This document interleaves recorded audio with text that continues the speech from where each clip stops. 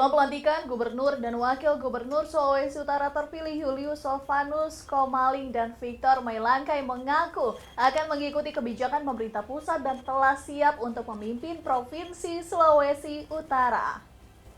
Di sela-sela pengecekan kesehatan di Kementerian Dalam Negeri beberapa waktu yang lalu, Gubernur dan Wakil Gubernur terpilih Sulawesi Utara Julius Salvanus Komaling dan Victor Mailangkai mengaku telah siap untuk memimpin Provinsi Sulawesi Utara.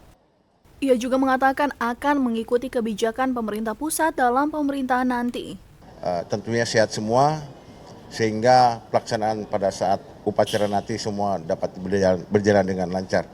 Saya rasa itu dari kami, mudah-mudahan semua kegiatan-kegiatan pelantikan sampai dengan pelantikan dapat berjalan dengan baik.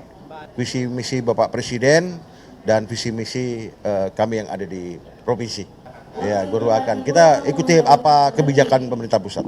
Sebelum dilantik, sebanyak 505 kepala daerah akan mengikuti pembekalan di Magelang 21 hingga 28 Februari mendatang. Tim Liputan Kawanuma TV.